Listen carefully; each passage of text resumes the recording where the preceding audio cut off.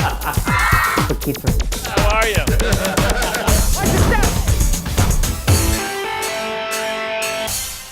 Zac Efron, Ed Helms, Danny DeVito y Taylor Swift fueron dirigidos por Chris Renaud para que hicieran las voces de los personajes principales en The Lorax. El director está hoy con nosotros en 35 milímetros. What do you knuckleheads want? See what he's up to.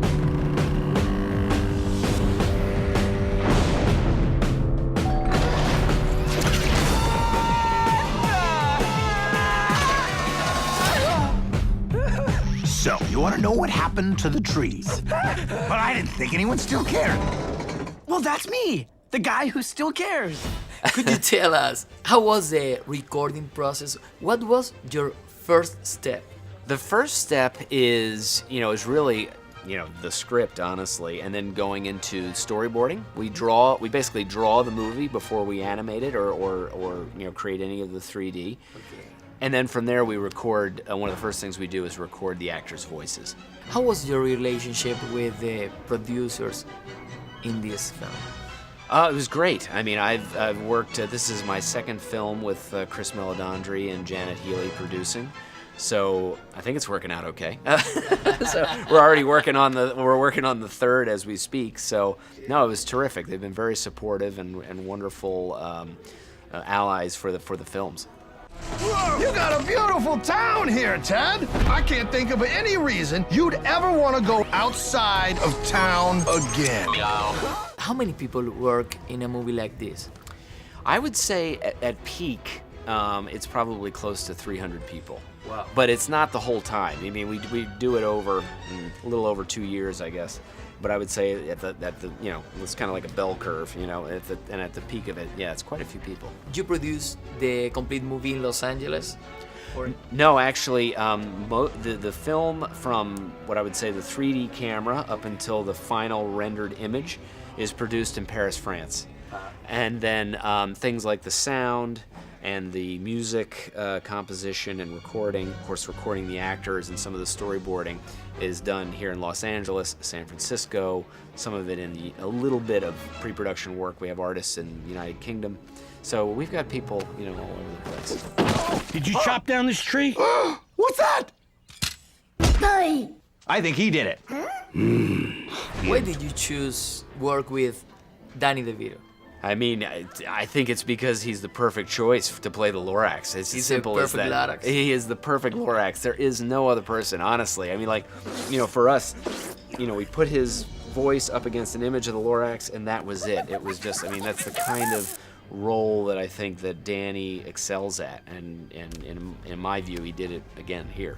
So who invited the giant furry peanut? You calling me a peanut, huh? I'll go right up your nose. Whoa! You wouldn't hit a woman.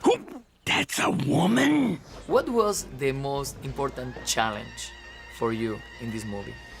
I think the most important challenge was trying to deliver what is a very serious, potentially very serious message in an entertaining and fun way. So, and in a way that you don't disrespect the message. You still are able to deliver that idea that was present in Dr. Seuss's book about being aware of your actions and trying to make the world a better place, particularly as it relates to the environment. But do it in a way that is fun and appealing, and the audience can take it away with them in a good way.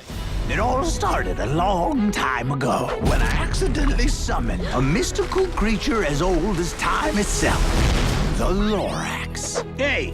This movie is full of color. How do you manage the direction of photography here? Well, what we do actually is we create what's called a color key, which is basically a color map of the film. We literally, paint about that big every scene in the movie and then lay it out all together and sort of figure out what the color progression is through the film, which includes, time of day, different locations, and we basically create what the color idea is going to be for the movie, which in this particular film is, very unique because of the Seuss world that we're animating in. Unless someone like you cares a whole awful lot, nothing is going to get better. It's not.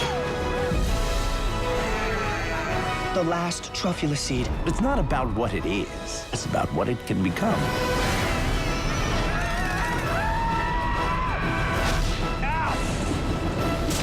Bring it on, Teddy!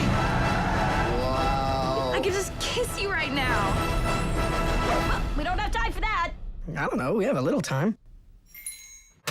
Amigos, espero verlos pronto en una sala de cine. Vengan, pásenla bien, háganlo en familia. Síganos en Twitter, 35mm Online o Víctor X Original. Pasen por nuestro Facebook, 35mm TV y hagan clic en me gusta o entren a nuestro blog, 35mm. Nos despedimos, hasta muy pronto. 35mm fue una presentación de Planeta Café, el morning show de Planeta, 105.3 FM y Movistar. Compartida, la vida es más.